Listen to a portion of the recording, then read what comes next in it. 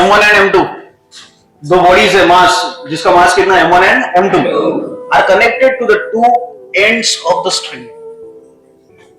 दोनों ब्लॉक एक स्ट्रिंग के दोनों एंड्स को कनेक्ट है, are connected to the end two ends of the string of negligible mass. मतलब वो जो स्ट्रिंग है, उस स्ट्रिंग का मास कितना है, निग्लेजिबल। स्ट्रिंग का मास निग्लेजिबल है, या ब्लॉक का मास निग्लेजिबल नहीं है, बॉडीज का मास निग्लेजिबल नहीं है। सो this is M1 and M2 is the mass of this first body and second body are connected to this two ends of the string of negligible mass that passes over an ideal pulley। और ये जो string है, ये string कहां से pass हुई है, ideal pulley. The meaning of ideal pulley कि उसका फ्रिक्शनलेस जो फ्रिक्शन होगा, and it is rotation, it is assumed to be zero. मतलब the friction between pulley and the string, pulley के ऊपर से स्ट्रिंग पास करते हैं हम लोग, करते हैं क्या, तो उनके बीच का जो फ्रिक्शन होगा वो हम लोग निग्लिजिबल कंसीडर करेंगे। ठीक है, इसी का मतलब आइडियल पुली होता है। हाँ, तो body of two is placed on an inclined plane, मतलब दूसरी बॉडी कहां रखी हुई है, इंक्लाइंड प्लेन पे, of an angle of theta. Inclined plane का एंगल कितना दिया, थीटा, विद द हॉरिजॉन्टल, मतलब थीटा किसके साथ में, हॉरिजॉन्टल के साथ। Assume that the friction between the body and the inclined plane is zero। Inclined plane और बॉडी के बीच का जो फ्रिक्शन होगा वो कितना अज्यूम करना है, जीरो। ठीक है, find the acceleration of the body. Acceleration of the body निकालनी है हमको, and tension in the string. Acceleration मतलब ए कैलकुलेट करना है और tension generated in the string calculate करनी है। Take M1 is equal to 20.5 kg, मतलब M1 का वैल्यू दिया हुआ, M2 का वैल्यू दिया हुआ और थीटा आपके पास में दिया हुआ। अब इंक्लाइंड प्लेन है, और इंक्लाइंड प्लेन कितना से इंक्लाइंड है, 45 से, मतलब थीटा है ना, और थीटा कितना दिया हुआ, 45। ठीक है, तो क्वेश्चन को अच्छे समझिएगा। दो बॉडी है, दो बॉडी के मासेस M1 एंड M2 है, are connected in two ends of the string. String के दोनों एंड में दो बॉडीज कनेक्ट है। ठीक है, तो इसका थोड़ा सा रफ डायग्राम अगर मैं बनाऊं, तो रफ डायग्राम मेरे पास में ये एक मास होगा, ये स्ट्रिंग और ये दूसरा मास। ठीक है, सो this is M1 and this is M2। ठीक है, ये M2 है। अब इसको कहां से पास कर दिया, कि एक पुली रख दी ऐसे, सो दिस इज एन पुली। ये पुली के ऊपर से इसको पास कर दिया ऐसे कुछ, है ना, तो मतलब अपना ऑब्जेक्ट एक यहां आ जाएगा, एक दूसरा ऑब्जेक्ट यहां। ठीक है, तो ये हो गया हमारा M1 और ये हमारा M2। ठीक है, अब देखो, that passes over an ideal pulley, the body of two is placed on inclined. दूसरा बॉडी, जो दूसरा बॉडी होगा वो कहां रखना है, इंक्लाइंड प्लेन पे। कहां रखना है उसको, और जो पहला बॉडी होगा हम लोग उसको फ्री एंड पे रखेंगे। समझा गया, यहां बोला गया है, क्या बोला गया कि भैया the body of two is placed on the inclined plane. दूसरी बॉडी को इंक्लाइंड प्लेन पे रखिए। ठीक है, plane of an angle of theta, मतलब इंक्लाइंड प्लेन होगा जो एंगल थीटा से रहेगा, with the horizontal. Assume that the friction between the body and the inclined plane is zero. उनके बीच में फ्रिक्शन कितना अज्यूम करना है, जीरो। ठीक है, चलिए, अगर ये कुछ कंसेप्ट आपको समझ में आ गया होगा, तो ये मेरी सेकंड बॉडी है। सेकंड बॉडी कहां रखनी है मेरे को, इंक्लाइंड प्लेन पे, मतलब मेरे एक्सचेंज मेरे को करना है। ठीक है, so that means this is replaced by M2 and this is replaced by M1। ठीक है, चलो अब इसका सिमेट्रिक डायग्राम देखो। तो सिमेट्रिक डायग्राम कैसे बनेगा, जो कंसेप्ट दिया हुआ है उसी की बेसिस के ऊपर डायग्राम बनानी पड़ेगी। सबसे पहले इंक्लाइंड प्लेन बनेगा। So this is an inclined plane with the horizontal and it is making an angle of 45। कितना एंगल बना है ये, 45। ठीक है, अब यहां इंक्लाइंड प्लेन के यहां कुछ डिस्टेंस के ऊपर यहां पे, सो दिस इज एन पुली, ये पुली है, और पुली के ऊपर से स्ट्रिंग पास करके इधर एक मास होगा, एक इधर दूसरा मास होगा। बट इधर कौन सा मास होगा, सेकंड। क्यों, क्योंकि the body of two is placed on a inclined plane. Second body कहां रखनी है, इंक्लाइंड प्लेन पे। तो इंक्लाइंड प्लेन पे आप बॉडी रखिए, दूसरी बॉडी। ठीक है, तो this is your second body, ये आपकी सेकंड बॉडी होगी, और सेकंड बॉडी इसका मास कितना है, M2, और इसको स्ट्रिंग को पास पुली से करेंगे हम लोग, और ये कुछ ऐसे रहेगा। सो दिस इज योर डायग्राम, समझ में आ गया। ठीक है, दिस इज योर आइडियल पुली। ये क्या है आपकी आइडियल पुली। आइडियल पुली का मतलब ये होता है कि फ्रिक्शन कितना होगा, जीरो। उसका मास हम लोग कितना कंसीडर करेंगे, निग्लिजिबल। ठीक है, so this your ideal pulley. So this is M1, ठीक है, दिस इज M2। अब देख, आपके पास में वैल्यू दिया है M1 और M2 का, दिया है। ठीक है, हाँ, ये इसको टाइट कहां से किया गया, स्ट्रिंग से। किससे बांधा गया है? स्ट्रिंग में। और स्ट्रिंग में जब भी कोई बॉडी अटैच हो जाएगी तो जनरेट क्या होता है? टेंशन। जनरेट क्या होता है? और टेंशन का डायरेक्शन मैंने बताया था when we are studying conical pendulum. Conical pendulum जब हम लोग स्टडी कर रहे थे तो उस समय मैंने टेंशन का डायरेक्शन बताया था कि tension is always generated toward the conical pendulum. अबे याद रखिए जो बॉल लिया था हम लोग ने, exactly this is a fix point. Tension का हमेशा डायरेक्शन किधर होता है?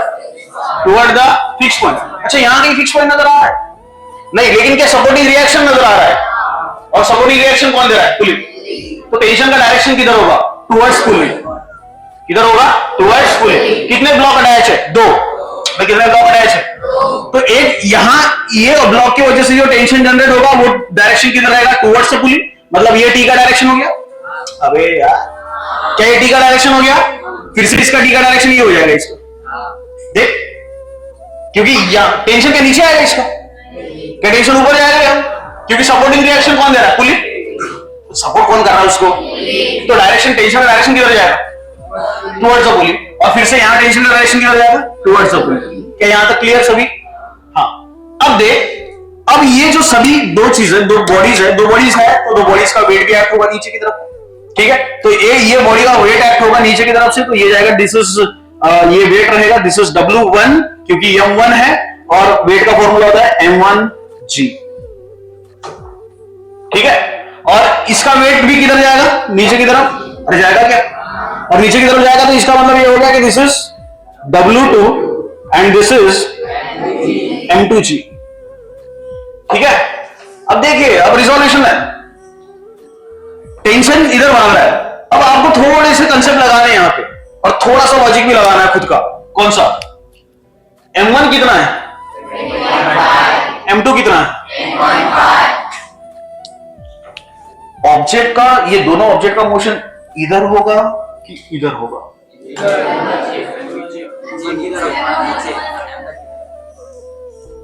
इसलिए मैंने स्ट्रेस कर रहा हूं, M1 का वैल्यू देखो, M2 का वैल्यू देखो, और M1 और M2 के हिसाब से आप अपना दिमाग लगाइए कि ये पूरे कंसेप्ट का मोशन किधर होगा?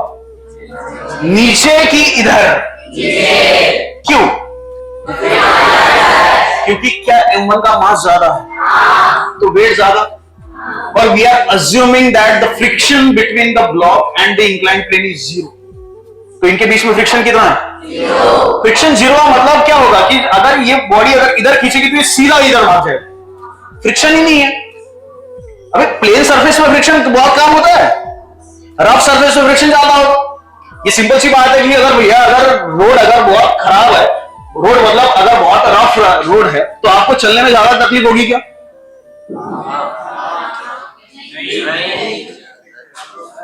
अच्छा एक से प्लेन सरफेस है, अच्छा फोर्स आपको ज्यादा कहां लगेगा ये बता देना बस। प्लेन सरफेस बैल के बैल भरे सुन। अबे सिंपल सी बात, ये देख इधर सुन, ये रफ सरफेस है, ठीक है, ये रफ सरफेस मैंने ये ऑब्जेक्ट रख दिया और ये ऑब्जेक्ट को मैं इधर खींच रहा हूं, ये पहला कंडीशन हो गया। ठीक है, दूसरा कंडीशन है पूरा का पूरा प्लेन सरफेस और ये ऑब्जेक्ट मैं इधर खींच रहा हूं, इसको फोर्स कहां कम लग रहा? फोर्स कहां कम लगेगा? इधर। तो यहां फ्रिक्शन क्या कम है या फ्रिक्शन ज्यादा है? अब जब फ्रिक्शन ही कम है तो मेरे को फोर्स कम लगेगा। अब मैं इजीली खींच लूंगा उसको, लेकिन यहां खींचने के लिए ताकत ज्यादा लगेगी। अरे बात क्लियर है सभी? अब यहां फ्रिक्शन कितना है? तो 0 ही है। फ्रिक्शन कितना है? 0। तो ये सीधा ऊपर चले जाए। नहीं समझा? इसलिए तो बोल रहा हूं थोड़ा दिमाग लगाना है। ठीक है, अब देख ऑब्जेक्ट ऑफ मोशन क्या नीचे की तरफ? ऑब्जेक्ट ऑफ मोशन किधर? नीचे। ठीक है, तो वेट तो हमेशा नीचे ही जाएगा। ठीक है, अब देख ये वेट जो जा रहा है नीचे, ये रिजॉल्व होगा 2 कंपोनेंट में। ठीक है, and this weight is resolve in 2 components. एक देख इसका डायरेक्शन नीचे, ठीक है, तो एक रिजोल्यूशन देख इधर जाएगा और रिजोल्यूशन के बीच में एंगल हमेशा कितना होना चाहिए? अबे रिजोल्यूशन के बीच में एंगल कितना होना चाहिए? सेकंड लेसन में ही पढ़ा मैंने। 45 कौन है? 90। ऑलवेज रिजोल्यूशन के बीच में एंगल कितना होना चाहिए? याद करिए हम लोग कुछ ऐसा रिजोल्यूशन लेते थे तो एक इधर ये इनके बीच का एंगल कितना? याद आया? अभी याद आया क्या? अच्छा देख, अब ये W2 को मैं रिजॉल्व कर रहा हूं दो कंपोनेंट में, एक इधर जाएगा और दूसरा के नीचे आएगा, और रिजोल्यूशन के बीच में एंगल कितना? ये देख, बोल समझा रिजोल्यूशन? बोल समझा क्या? ठीक है, इनके बीच में एंगल कितना? ये और ये कंपोनेंट के बीच में एंगल कितना? 90। चल ज्योमेट्री लगा, ये 45, तो इन दोनों में से कौन थीटा? अगर ये थीटा है तो इन दोनों में से कौन थीटा? ज्योमेट्री लगा, पक्का? चलो बस देख ली, दिमाग लगा दे इसमें। ये एंगल ये 45 है, और ये चीज को फिर से यहां लगा दे ऐसे, ये ऐसे जा रहा है, तो अब 45 कौन सा होगा? ये वाला एंगल 45 होगा। क्या ये एंगल थीटा होगा? वेदर इट इज जो भी एंगल होगा, क्या ये उसी के अकॉर्डिंग ये थीटा होगा? अबे होगा क्या? तो बेसिक चीज है, ये एंगल थीटा हो गया, थीटा के साथ में रहने वाला कंपोनेंट, थीटा के साथ में रहने वाला कंपोनेंट, रिजोल्यूशन किसका हो रहा है? रिजोल्यूशन किस कंपोनेंट बोलिए? ये थीटा हो गया, ज्योमेट्री लगा दी, देख इधर M2G cos थीटा, बोल नहीं समझा आप? ये M2G sin थीटा, और जो सरफेस होता है वो सरफेस हमेशा क्या एक्ट करता है? Normal reaction. क्या एक्ट करता है? और नॉर्मल रिएक्शन हमेशा परपेंडिकुलर एक्ट करेगा सरफेस से, और यहां से ये ऑब्जेक्ट का नॉर्मल रिएक्शन क्या ऊपर जाएगा ऐसे, सो this is your normal reaction. इसका मतलब ये है कि ऑब्जेक्ट ऊपर जा रहा है, क्या ऑब्जेक्ट ऊपर जा रहा है? यहां से नीचे जा रहा है, यहां से नीचे, क्या ये सरफेस को तोड़ के जा रहा है? रुको रुको, ये ऑब्जेक्ट यहां ये सरफेस को तोड़ के नीचे जा रहा है, ऑब्जेक्ट इधर जा रहा है, क्लियर? इसका मतलब ये हुआ ऑब्जेक्ट ना ऊपर जा रहा है ना नीचे आ रहा है, ऑब्जेक्ट जा रहा है इधर, तो ये फोर्स, ये नॉर्मल रिएक्शन क्या इसके साथ में बैलेंस हो जाएगा? दोनों फोर्सेस क्या हो जाएंगे? बैलेंस। अब देख, ये M2G sin थीटा और ये T, ऑब्जेक्ट का मोशन किधर है? इधर, तो सबसे ज्यादा फोर्स कौन सा है? टेंशन की M2G sin थीटा? टेंशन। कौन? अब इधर देख, यहां आ जाओ, ऑब्जेक्ट किधर जा रहा है? ऑब्जेक्ट किधर जा रहा है? तो नीचे जाने वाला M1G है क्या? अब जब नीचे जाने वाला M1G है तो ये टेंशन तेरा ऊपर है, क्योंकि इन दोनों का डायरेक्शन अपोजिट, इन दोनों का डायरेक्शन क्या है? अपोजिट। अब जब ये टेंशन और ये weight, tension is equivalent to weight and weight equivalent to force, याद है क्या? फिर बहुत सारी चीजें बेसिक पहले ही हो चुकी है, बस उसी को रिकॉल करा के दे रहा हूं और कुछ नहीं है। So this is W1 is your M1G. So where W1 is equal to M1G, so it is ultimately a force. Tension is also equivalent to force. तो ये भी force, but object of motion किधर है? नीचे, तो कौन सा force ज्यादा? M1G is greater than T. अरे यार M1G is greater than, तो यहां से देख, यहां रिलेशन एक हमारा ये बन गया, कौन सा रिलेशन बन गया भैया? एक रिलेशन मेरा ये बन गया, कौन सा? कि M1G is greater than, इतना क्लियर हो गया? यहां देख ले, M2G sin थीटा और ये T, बट ये नॉर्मल रिएक्शन इसके साथ में बैलेंस हो गया, मतलब N इज इक्वल टू क्या? M2G sin theta. ये इक्वेशन देखो अच्छे से, N is equal to M2G sorry cos theta, ठीक है? अब ये टर्म इधर आ गई, तो N minus M2G cos theta is equal to 0, मतलब रिजल्टेंट फोर्स कितना हुआ? रिजल्टेंट फोर्स कितना हुआ? 0 का मतलब ना ये इधर ना ये इधर, इसका मतलब तो यही हुआ, लेकिन ऑब्जेक्ट यही रह रहा है क्या? अगर यही होता तो ये इज इक्वल टू ये बनता, बोल नहीं समझा? अगर ये ऑब्जेक्ट अगर यही रुकता तो ये tension is equal to this is M2G sin theta, but object of motion क्या इधर जा रहा है? रिलेशन देख, T is greater than M2G sin तो पूछ नहीं समझ, अभी समझा क्या? ये कंसेप्चुअल कंसेप्ट है और कुछ नहीं है यहां तक, ठीक है? So this T is greater than M2G sin theta and this is M1G is greater then T। क्यों लिखा है इसे हम लोग ने? समझ में आ गया? क्योंकि ऑब्जेक्ट का मोशन किधर? यहां अगर देखें तो नीचे जा रहा है, और नीचे जाने वाला फोर्स कौन सा है? W1 इज M1G, ठीक है? और टेंशन कहां जा रहा है? ऊपर। दोनों का डायरेक्शन क्या है? दोनों का डायरेक्शन क्या है? चलिए, जो टेंशन ये इक्वेशन में क्या है? M1G ज्यादा, टेंशन कम, नोटेशन क्या है? चलेगा अच्छे से। अब देख इक्वेशन में बना रहा हूं यहां से, अब यहां से देख फिर से, this t is greater than m2g sin theta, अरे t is greater than m2g sin theta. अब कंसेप्ट ये ध्यान में रखना जो मैं बोल रहा हूं उसको अच्छे से सुनिए। जो बॉडी का मोशन जिस डायरेक्शन से होगा वो कंपोनेंट आपका मैक्सिमम तो रहेगा ही, लेकिन इक्वेशन उसी के साथ में बनी जाएगी और पहली टर्म वही लिखी जाएगी और माइनस में दूसरी टर्म लिखी जाएगी जो लेस देन है। फिर से रिपीट करता हूं, जिस बॉडी का मोशन जिस डायरेक्शन से हो रहा है वो टर्म क्या ज्यादा है as compare to the previous one? इतना क्लियर हो गया? और जिस समय हम लोग इक्वेशन लिखेंगे, इक्वेशन लिखते समय में जो चीज जो फोर्स ज्यादा है वो पहले रहेगा और जो फोर्स कम है वो माइनस के साथ में इज इक्वल टू इक्वेशन बनेगी। बोला समझा? चल देख, अब यही इक्वेशन मेरे को यहां बनानी है सारी, ठीक है? देखो पहली इक्वेशन देख, अच्छे से ध्यान दे सभी लोग। पहली इक्वेशन देख, इसके लिए इक्वेशन बना लेता हूं मैं पहले इसके लिए, बाद में इसके लिए चलेंगे, ठीक है? यहां पर m1g ज्यादा है और t कम है, ठीक है? इक्वेशन देख, ये m1g ज्यादा t कम, फिर से स्ट्रेस कर रहा हूं, m1g ज्यादा t कम, m1g minus t is equal to force. नहीं समझा? भी समझा क्या? और force mass into acceleration, force mass into acceleration. देख अच्छे से, now see again, m1g minus t is equal to m1a। Equation किसकी है? इक्वेशन किसकी है? बोल इक्वेशन समझी? बोल इक्वेशन समझी क्या? देख, ये इक्वेशन अगर तेरे को बहुत अच्छे से समझ आ गई होगी जो इक्वेशन हम लोग ने यहां बनाया है, सो this is m1 into a, so this consider this is equation number 1, ठीक है?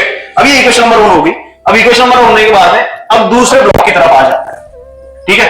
अब दूसरे ब्लॉक की तरफ आ जाओ, दूसरा ब्लॉक देखो फिर से, ये इक्वेशन देखो, ये n1, ये m2g cos थीटा। ऑब्जेक्ट इधर जा रहा है,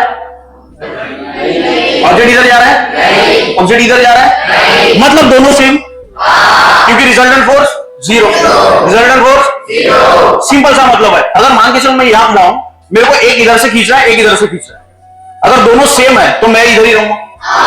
अगर किसी ने मेरे को ज्यादा फोर्स लगा दिया, अगर मान लो इधर वाले ज्यादा लगा तो मैं इधर चले जाऊंगा, इधर वाले ज्यादा लगा तो मैं इधर चले जाऊंगा। लेकिन अगर दोनों फोर्सेस अगर सेम है तो क्या मैं यही कहीं रहना? ये ऑब्जेक्ट इधर जा रहा है क्या? ये ऑब्जेक्ट इधर आ रहा है क्या? n is equal to m2g cos theta. समझा क्या? देख इक्वेशन देख फिर से, this is n is equal to m2g cos, बोल क्लियर है? ठीक है, ये टर्म मैं फिर से इधर ला लूं तो n minus m2g cos theta is equal to 0। बोल क्लियर हो गया? देखो, एक इक्वेशन इसके लिए बनाएगी, एक इक्वेशन इन दोनों के लिए होगी। अब देख इक्वेशन ये बची हुई है, बची हुई है, इसमें t ज्यादा कि m2g cos sin थीटा ज्यादा? कौन ज्यादा है? कौन ज्यादा है? कौन ज्यादा है? कौन कम है? कौन कम है? देख, जैसे इक्वेशन मैंने यहां बनाई थी, क्या सिमिलर इक्वेशन मेरे को यहां बनानी पड़ेगी? कौन ज्यादा? कौन कम? पक्का? देख इक्वेशन देखो, t minus m2g sine theta is equal to force. बोल नहीं समझा? क्लियर हो गया सभी को? अच्छा, अब फोर्स किसके लिए? क्या सेकंड मास के लिए? Force mass acceleration. Second equation किसके लिए बन रही है? m2 के लिए। बोल इक्वेशन देखो इसे, t minus m2g sine theta is m2 into a। बोल नहीं समझा? बोल समझा क्या? ठीक है, now see this is again equation number 2। Equation number 1 देख, इक्वेशन नंबर 2 देख, ठीक है? अब मैं क्या कर लेता हूं, ये दोनों इक्वेशन को ऐड कर लेता हूं। क्या कर लेंगे? दोनों इक्वेशन को एडिंग इक्वेशन 1 दोनों इक्वेशन को ऐड कर ले। तो देख, दोनों इक्वेशन को ऐड करें, ये इक्वेशन है, ये दूसरी इक्वेशन। मेरे को देख कैलकुलेट क्या करना है, calculate acceleration of the body. क्या कैलकुलेट करनी है? एक्सेलरेशन ऑफ द, देख अच्छे से देख, कहां गया कहां गया? हाँ, ये दूसरा, पहला m1g माइनस t, ठीक है? LHS के साथ में ऐड होगा, RHS के साथ में ऐड होगा, ठीक है? चलेगी इधर m1g minus t plus t minus m2g sine theta is equal to M1A plus नहीं समझा? देख अच्छे से, ये माइनस टी है प्लस टी गायब हो गया, तो माइनस टी प्लस टी गायब हो गया, बचा देख M1G minus M2G sine theta is equal to, क्या ये कॉमन? देख अच्छे से, M1 प्लस M2 इंटू ए। अरे क्लियर है? चलेगा, मैं इक्वेशन को रीअरेंज कर देता हूँ, वाली इक्वेशन इधर वो इधर, ठीक है? मतलब देख इधर बना M1 plus M2 into A is equal to M1G minus M2G sine, समझ में आ गया? मेरे को निकालना क्या है? मेरे को निकालना क्या है? क्या ये जनाब इधर पूरा? तो देख एक्सेलरेशन का इक्वेशन बन गया M1G minus M2G sine theta divided by M1 plus क्या, इतना क्लियर हो गया? ठीक है, चलिए अब मेरे पास में एक्सेलरेशन का इक्वेशन बन गया। अब एक्सेलरेशन बनने के बाद में अब बहुत सारी चीज देख तो दी गई है, मेरे पास में M1 दिया गया है, जी तो पता ही होता है कितना, M2 फिर से दिया गया है, जी फिर से 9.8, साइन थीटा 45 है, M1 और M2 फिर से दिया है। क्या मैं सारी वैल्यू पुट करूंगा तो मेरा ये निकल के आ जाएगा? अरे आएगा क्या? चलिए सारी वैल्यू पुट करते हैं यहाँ पे, चलेगा किधर फिर से? So A is equal to M1 कितना है, बड़ा बोला M1 20 point multiplied by 9.8 minus बोल रहे बोल फटाफट 10 point multiplied by 9.8 sine 45 divided by 20.5 plus, ठीक है? बोल इसका दोनों का मल्टीप्लिकेशन बोल फटाफट, कुछ नहीं करना है, कैलकुलेशन करना है फटाफट, देख कैलकुलेशन देख फटाफट, जल्दी कर जल्दी कर।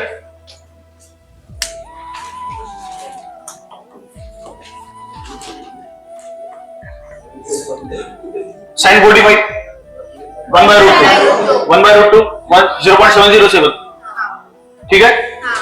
कर ले फटाफट, 10.5 मल्टीप्लाइड बाय 9.8 मल्टीप्लाइड बाय 0.707,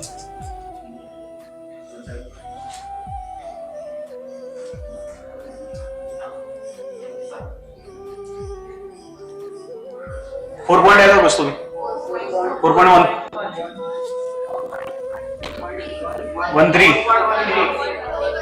4.13 पक्का?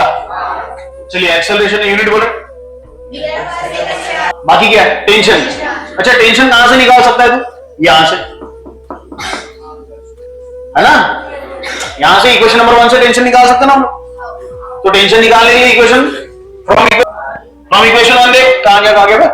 हाँ ये M1G minus T is equal to M1A, तो टेंशन इधर मतलब माइनस टी इधर वो उधर, तो M1G minus M1A is equal to T, ऐसी होगा M1, क्या हो गया बेटा? हाँ क्या? अच्छा यही है ना, तो वही पुट करेंगे वैसे। तो M1G यहां से M1 कॉमन भी हो सकता है, G 9.8 minus 4.13 is equal to T, ठीक है? 5 पक्का? तो 20.5 से उसको मल्टीप्लाई कर 5.67 को, 5.67 है पक्का? हाँ इज इक्वल टू टी, तो टी आ गया तेरा फाइनल,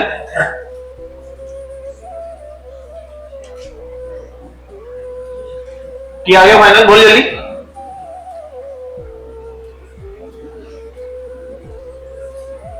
दोनों मल्टीप्लिकेशन बोलना रे,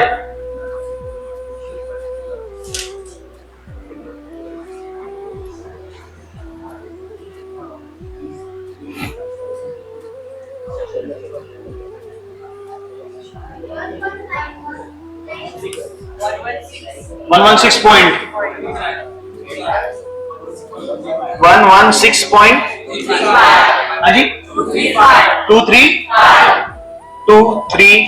टेंशन का यूनिट, ट्यूशन टेंशन इक्विवेलेंट हो तो फोर्स का यूनिट तो टेंशन नहीं, भारत माता की